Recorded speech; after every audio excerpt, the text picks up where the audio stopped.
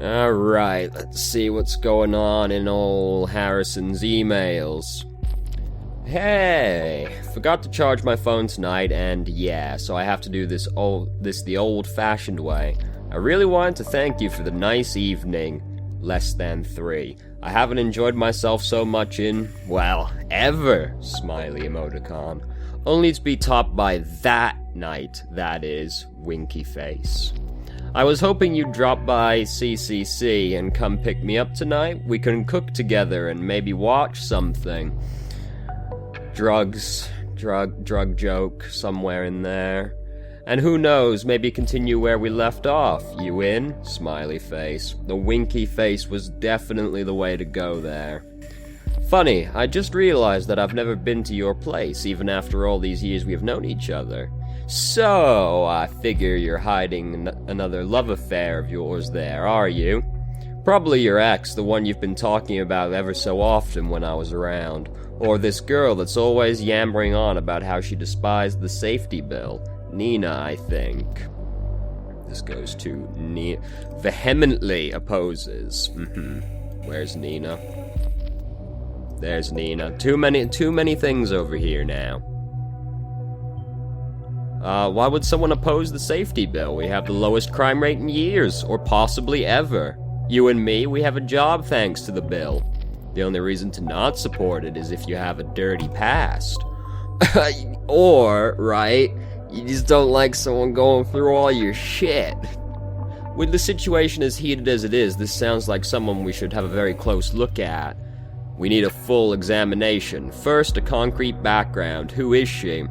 Good old Sims, he knows just how to lay out a plan of action. Alright, first course of action in investigating this person? We need to find out who they are. No fucking way. Damn. Second, what motivates her? What does she want? I already know the answer to that question, Sims. Thank you, though. And finally, where was she around the time of the bombings? Alright, come to think of it, for all that torment you owe me big time, so I really, really demand to come to your place, winky face. Love you, Marka. P.S. If you're going to the city center today, please take care of yourself with all the bombs and stuff. Don't stay any longer than necessary. Okay. Great. Right, now, let's see. Headlines first. Investigators avert catastrophe. Movie release endangered by lawsuit against director. Okay. I don't know, this is probably not relevant, but you never know. Movie director Aaron sued by lead actors over breach of contract. Post-production of Grey Shadows Part 3 is on hold indefinitely. Release on Valentine's Day is endangered. It has been a tough wait for fans of the ongoing Grey Shadows saga. The final act of the trilogy has already been postponed several times for a multitude of reasons, and now there seems to be yet another real threat of delay added to the list. Rhubarb Productions, easily the worst name you could have for a company. The studio behind 100 Grey Shadows. Easily the worst name you could have for a movie. Today announced that post-production duties would be suspended until further notice. It was then reported that the suspension was due to a pending lawsuit filed by the lead actors, Mike McDeal and Betty Avene? I don't know. Against the movie's director, Samishi Aran, okay, who allegedly breached a clause in their contract. The agreement clearly stated that no images of the movie would be made public without explicit consent of both actors.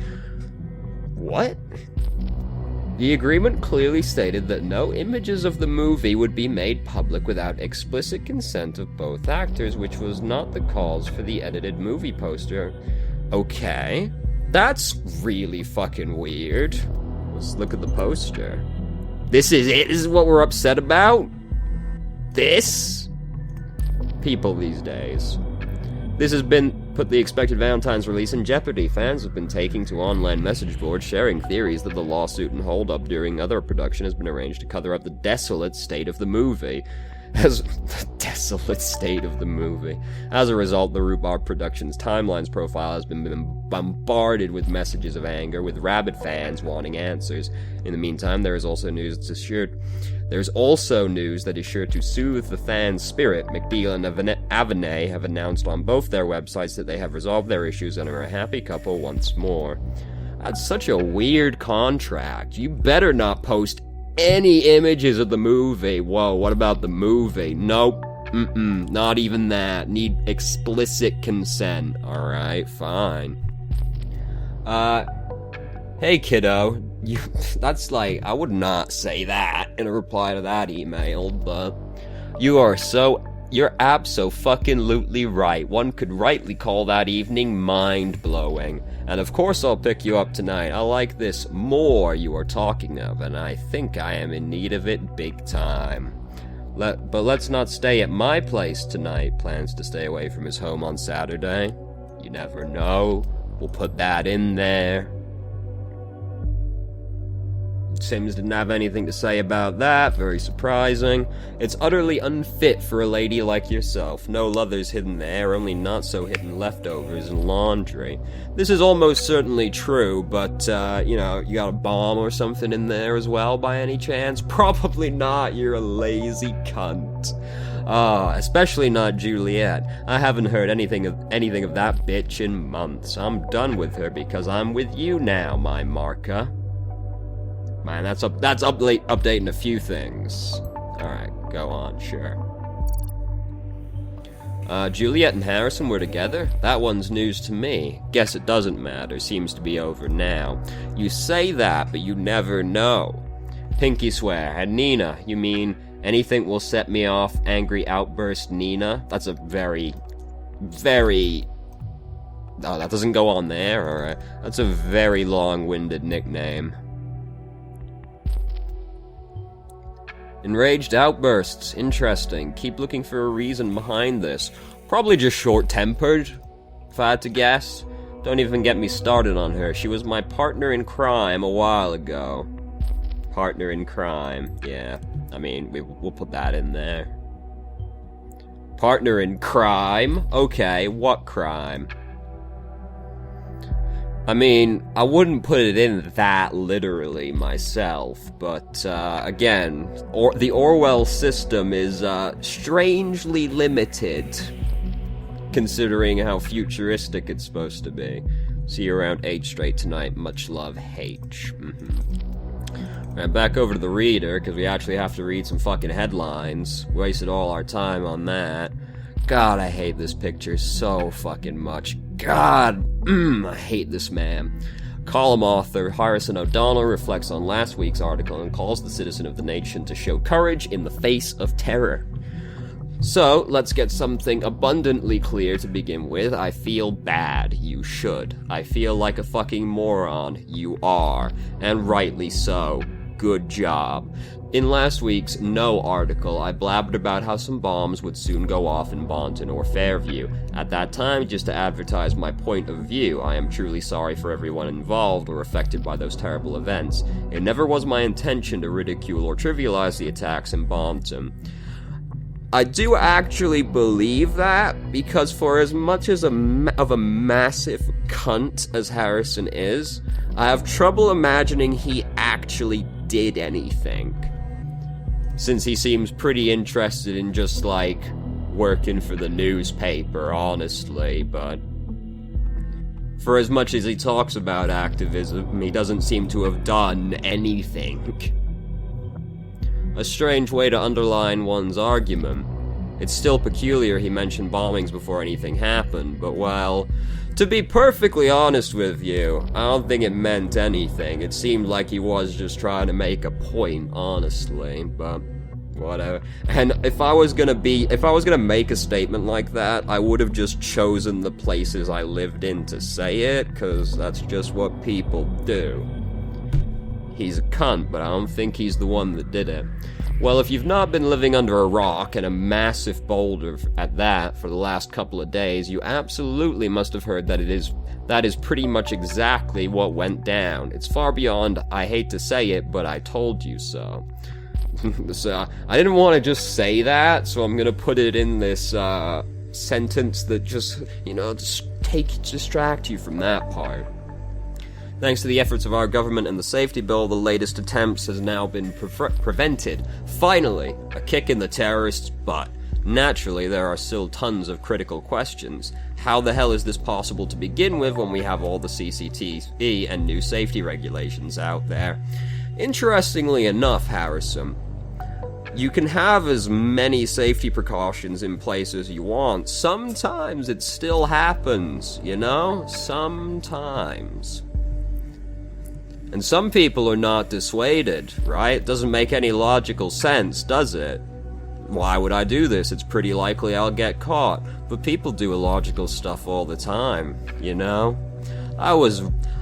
don't know what I'm talking about. What's the excuse gonna be today? It's 3 a.m. There we go. Why spend so much money for mechanisms that don't protect lives as they should, even though I mentioned in this very paragraph that we actually did? Why is there still no suspect in sight? Not even to mention in custody. Well, you see, got a few suspects. These questions neglect one fact, though. People killing asswipes are among us. They are our neighbors. They are like you. They are like me. Mind you, they are most certainly not like me. I'm trying pretty hard right now to push that away from you. It's tough for cameras or other automated systems to recognize a criminal or terrorist before he actually commits a crime. They cannot look into houses and certainly, thankfully, cannot look into the soul of a passerby. I really like Minority Report as a movie, okay? We are the people of our great nation... We, the people of our great nation, must grow ever more vigilant. We ourselves must stand up for our safety alongside of high-tech security mechanisms, as those can only work in addition to our own perception. Calls on people to take care of pro-safety mechanisms. To an extent. He's right, we cannot save everyone, but we're still the watchful eye of the nation. That was a very Orwellian way to put that. Let's not get intimidated and not back down to some shitheads thinking they can spoil our way of life. This is very vulgar for a newspaper column, isn't it, really? Report suspicious things going on as soon as you learn about them. It's your duty to the community, but mostly yourself. Loose lips can sink terrorist ships, figuratively speaking.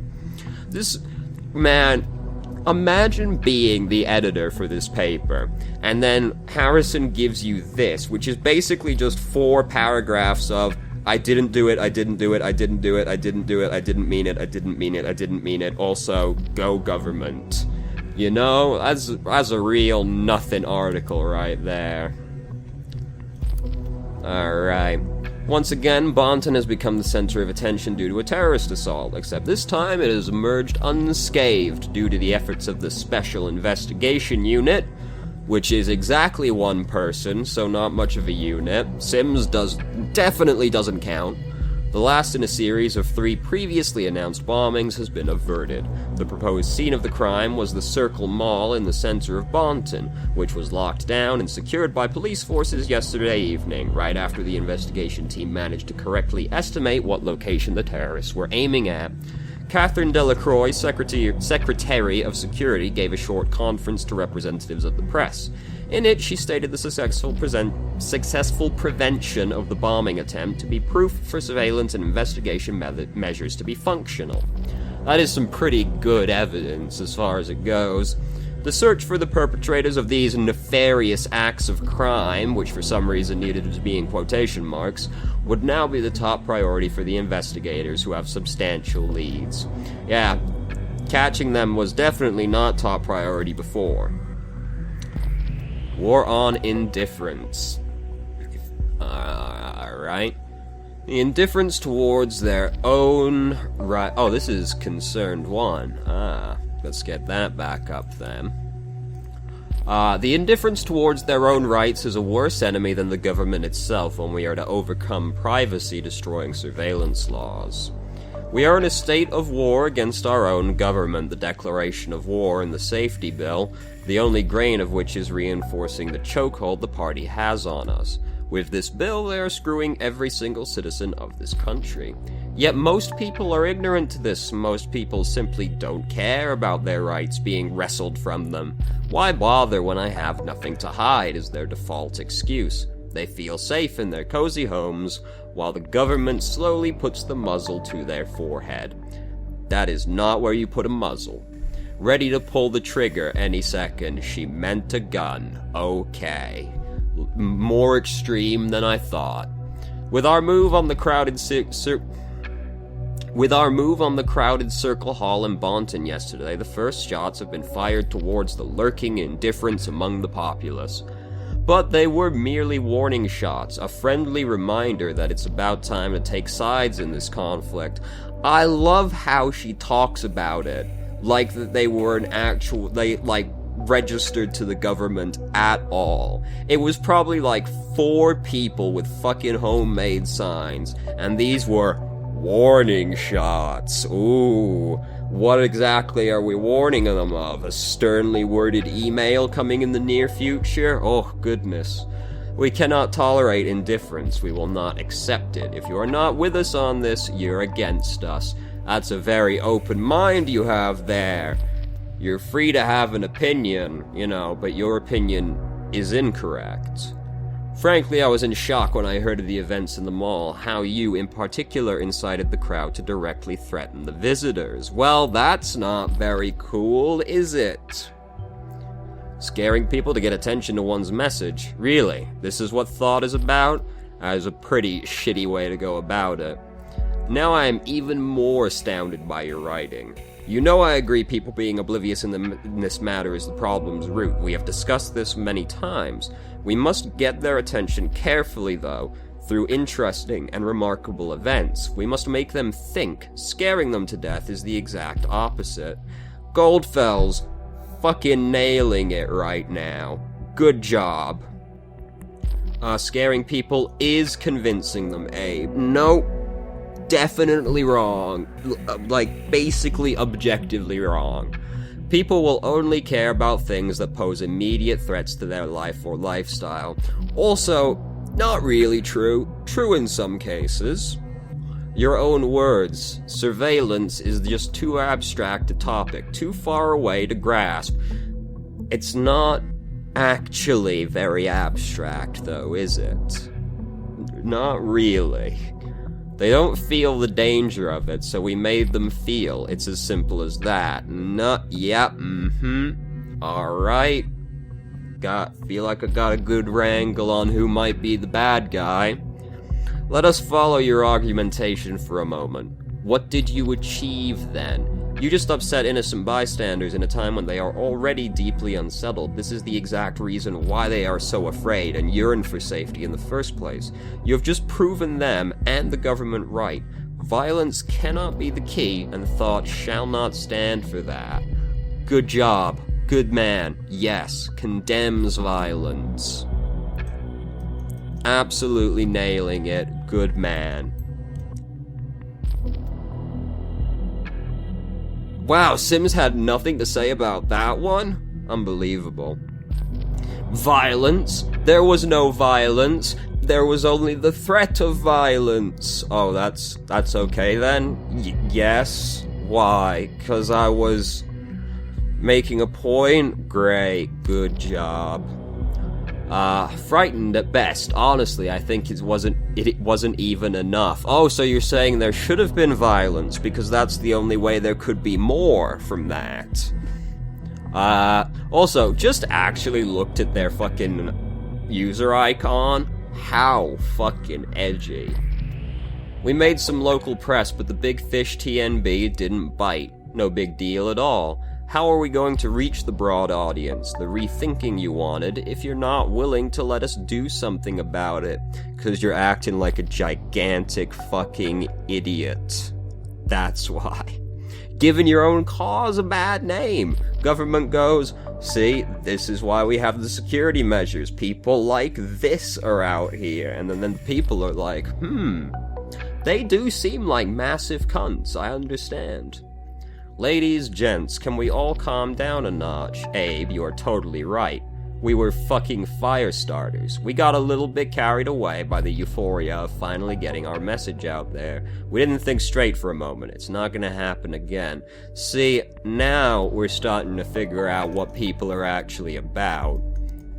Because now I'm slowly finding out more and more about Harrison. I'm like, yeah, I feel less and less like he did this. Originally I was like, he's too fucking lazy, frankly. But now it doesn't seem like he's actually even on board with it.